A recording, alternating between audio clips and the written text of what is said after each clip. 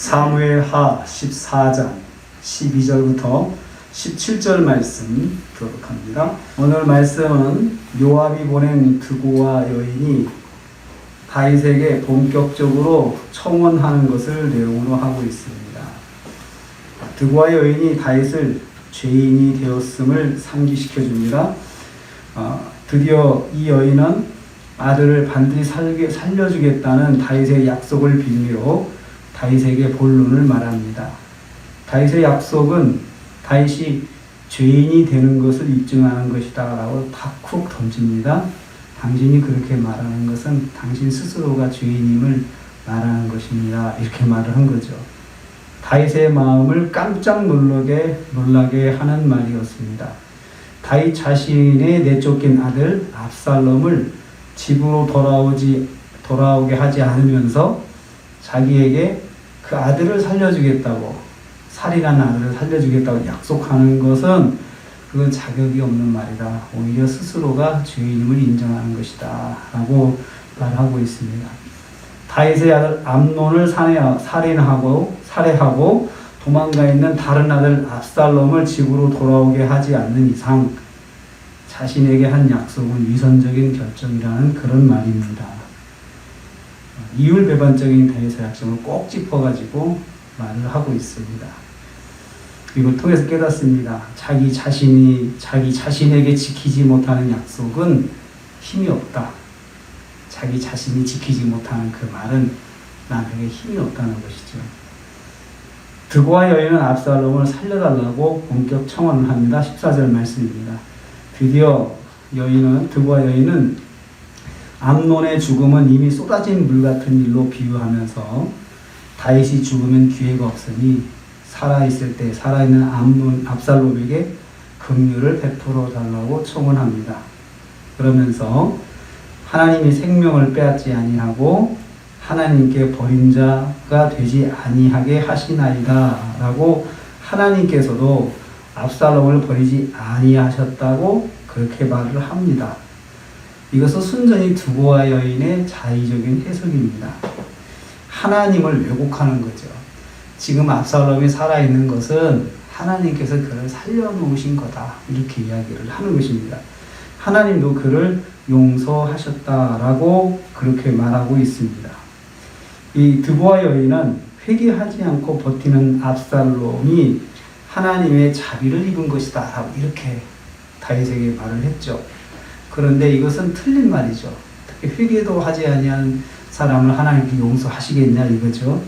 그런데 다윗이 거기에 대해서 반박을 못합니다. 왜냐하면 이 약점을 잡히기 때문에 그렇습니다. 드고와 여인은 다윗의 약속의 허점을 파고들어서 하나님을 왜곡하면서 압살롬을 불러들이라고 청원하고 있는 거예요. 그러니까 약점을 가지면 말씀이 왜곡돼도 반박을 할 수가 없어요.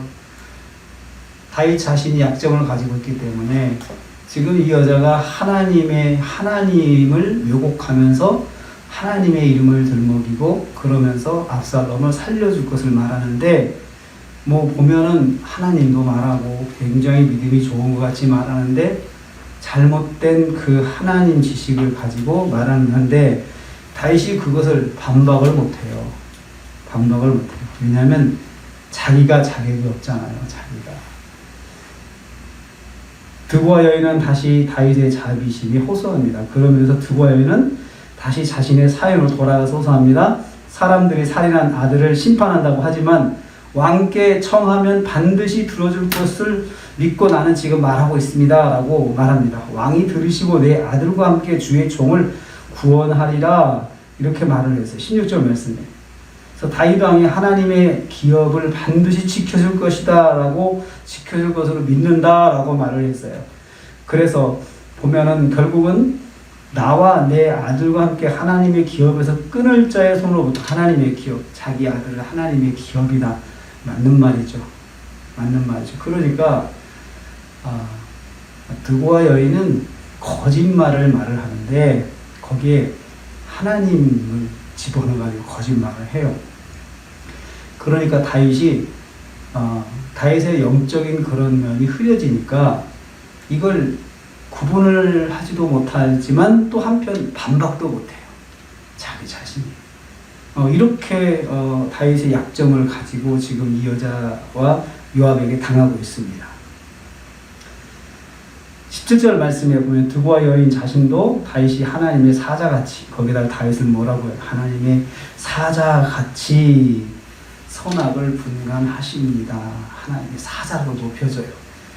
그러니까 하나님 이야기하죠. 다윗을 높여주죠. 다윗이 다 처음에는 당신이 그렇게 이유를 말하는 것은 당신이 죄가 있음을 오히려 말하는 것입니다. 라고 꼭 짚어서 다윗을 뜨끔하게 말하고 다윗이 마음이 뜨끔해지게 만들어 놓고 그 다음에는 하나님께서 자기 압살롬을 자비를 이미 허용을 하셨으니까 살려주라 이거죠. 그러면서 당신은 하나님의 사자요.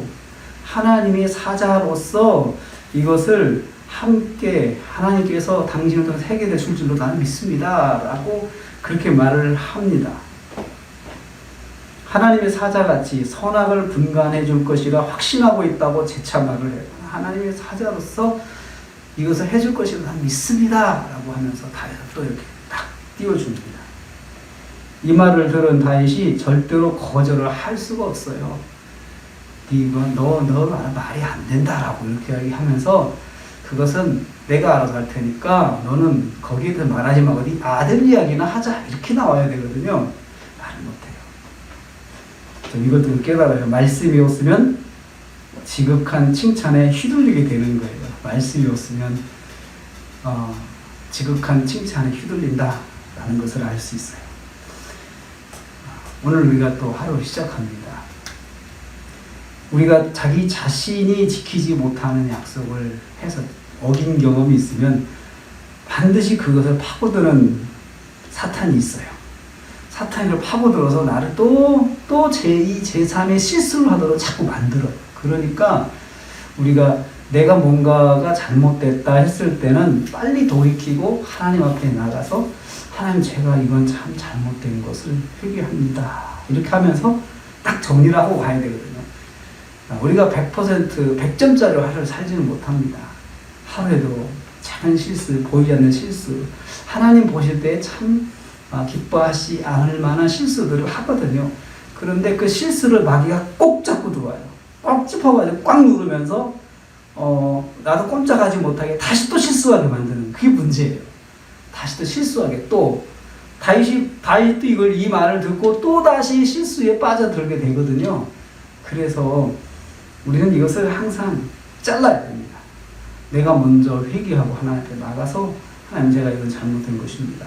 하나님 제가 깨닫습니다. 정말 용서에 불쌍한 의식을 회개하고 용서해 주옵소서. 이렇게 하면서 엎드리면 마귀가 그것을 절대로 흔들지 못합니다. 빌미를 주지 않는 그런 삶이 되기를 원합니다. 오늘 하루 정말 그 마귀에게 약점 잡혀가지고 또 제2, 제3으로 자꾸 어쩔 수 없이 끌려가는 삶이 아닌 단호하게 죄는 끊고 잘못된 건 하나님께 청산하고 하루하루 순간순간 승리하시는 저와 여러분 되시기를 주님의 이름으로 축복합니다. 하나님 감사합니다.